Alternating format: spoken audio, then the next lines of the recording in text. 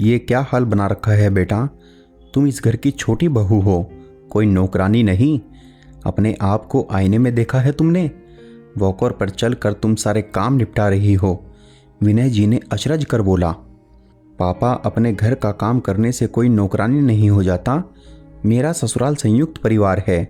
छोटी बहू होने के कारण ये मेरा दायित्व है कि मैं घर को संभाल कर रखूं।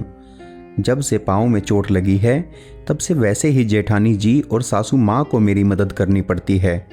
अब इस पाँव के दर्द को जाने में महीनों लगेंगे। इसका मतलब यह नहीं कि मैं महीनों आराम करूं। चेतना ने अपने बिखरे बालों को संभालते हुए अपने दिल पर पत्थर रखकर अपने दर्द को छुपाने की असफल कोशिश करते हुए अपने पिता को समझाया। छोटी बहू का मतलब यह नहीं कि शाम के 4 बजे तुम खाना खाओ, अपने कपड़ों का ध्यान न रखो, यहाँ तक कि अपने स्वास्थ्य का भी ध्यान न रखो। मुझे तो समझ ही नहीं आ रहा ये मेरी बेटी है या कोई और। विनय जी की आंखें सुर्ख लाल हो गई थी। शायद एक पिता होने के नाते उन्होंने अपनी आंखों को सजल होने की इजाज़त नहीं दी। तभी चेतना की सांस आ गई। क्या बातें हो रही है बाप बेटी में? चेतना बहू, तू थोड़ी देर वाकर छोड़कर भी चल लिया कर। अपनी लापरवाही से गिर पड़ी हो बाथरूम में। तुम्हारी लापरवाही का खामियाजा हम भर रहे। डॉक्टर ने भी कहा कि थोड़ा थोड़ा चलना शुरू करो, पर तुम तो वॉकर छोड़ने का नाम नहीं लेती। पता है समधी जी, इसकी जिम्मेदारी मैं और इसकी जेठानी उठाते हैं। अब आप समझाओ इसे कि इतनी लापरवाह न बने। चेतना की सास ने नाराजगी जाहिर की और वहां से चली गई। विनय जी अपनी मंझली बेटी चेतना के ससुराल आए हुए थे। 2 साल पहले चेतना की शादी एक संपन्न परिवार में उन्होंने की थी। चेतना की बड़ी बहन का विवाह कुछ ही महीनों में टूट गया था, इसलिए विनय जी ने चेतना का विवाह बहुत सोच समझ और जांच परख कर किया था। चेतना के ससुराल वाले शहर के बेहद संपन्न और प्रतिष्ठित परिवारों में से एक थे। विवाह के बाद विनय जी भी चेतना की तरफ से निश्चिंत और उसकी खुशी के प्रति आश्वस्त हो गए। कुछ दिनों बाद तीसरी बेटी के वर की तलाश में जुट गए। चेतना ने भी कभी फोन कर या कभी मिलने पर अपने ससुराल की किसी समस्या का जिक्र नहीं किया। इतने दिनों में सिर्फ एक बार मायके आई, पर अपनी हालत छुपा कर रखी। मायके के लोगों को उसकी चुप्पी में उसकी संपन्नता नजर आई।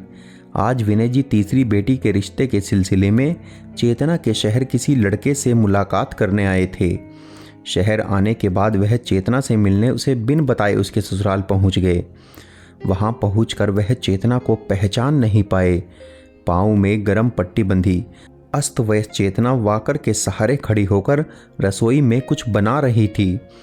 विनय जी चेतना की सासू माँ की बातें सुनकर हतप्रभ थे। उनकी पढ़ी लिखी समझदार बेटी की इस हालत पर भी उसकी सास उसको ताना दे रही है। चेतना को दर्द है, तभी तो वॉकर पर चल रही है।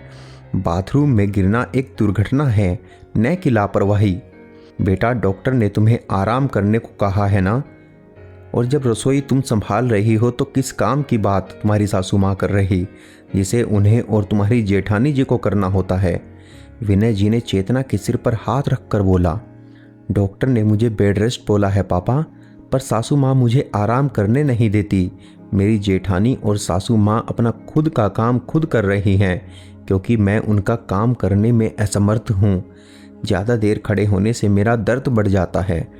मेरा विवाह होकर आने की अगली सुबह से ही पूरे घर की जिम्मेदारी मुझ पर लाद दी गई।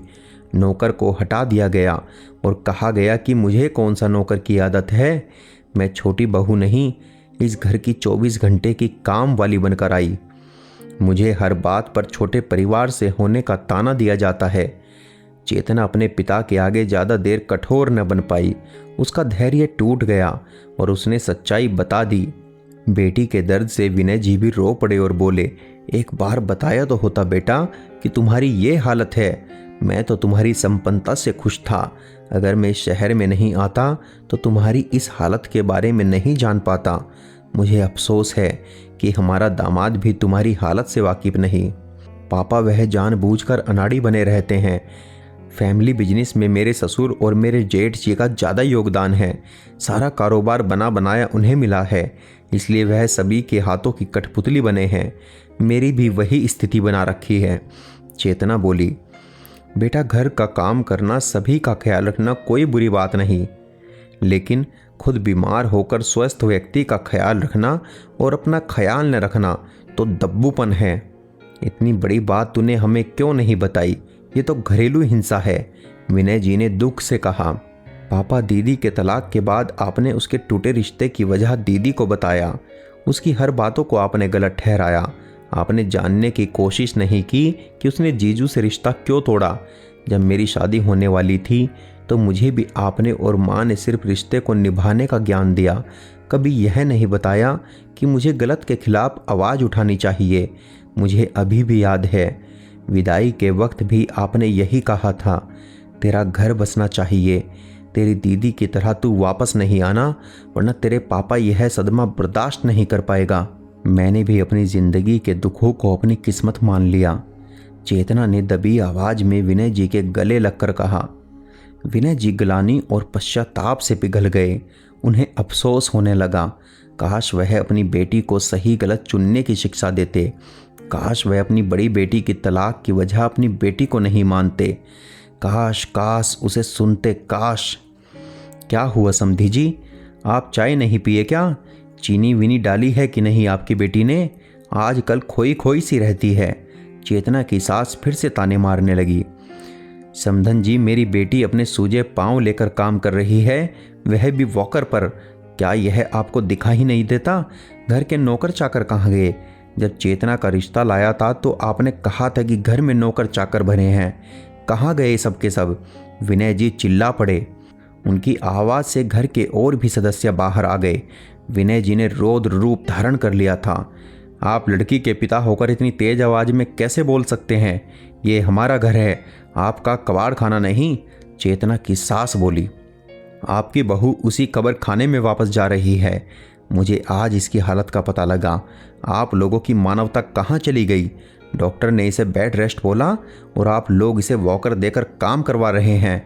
आज ही पुलिस स्टेशन जाकर अपनी कंप्लेंट डालता हूँ। अपनी बेटी को अपने साथ ले जा रहा हूँ। यह बोलकर विनय जी ने चेतना का हाथ पकड़ा और धीरे धीरे उसे लेकर दरवाजे से निकल गए। चेतना की जेठानी को ठंड में पसीना आ रहा था। उसके जेठ जल्दी जल्दी शहर के आईजी को फ़ोन मिला रहे थे। सासू माँ भागकर भगवान के कमरे में जाकर बैठ गई थी और माफ़ी की गुहार लगा रही थी। चेतना के पिता के इस रूप की उन्होंने कल्पना भी नहीं की थी। आने वाले खतरे की घंटी से पूरा परिवार थरथरा रहा था और सोच रहा था, काश उन्होंने चेतना के साथ ऐसा व्यवहार नहीं किया होता, क्योंकि गलती करने वाले को भी यह पता होता है कि उसका कृत्य गलत है, परंतु एहसास तभी होता है जब कोई उसकी गलती का एहसास उसे करवाता है। दोस्तों, अपनी नाजुक सी बेटियों को गृहस्थी बसाने की शिक्षा के साथ उसे सही गलत समझने की कला भी सिखानी चाहिए। ये कोमल कली कहीं तूफान के थपेड़ों को अपना भाग्य न मान ले। बेटियों को विवाह उपरांत पराया न करे, बल्कि उन्हें पहले से भी ज़्यादा अपनापन दे, ताकि वह अपने दुख दर्द को आपको बेहिचक बताए। बेटियों के ससुराल में ज़रूरत से ज़्यादा दखलंदाजी सही नहीं, पर ज़रूरत से ज़्यादा उसके ससुराल पर भरोसा भी सही नहीं।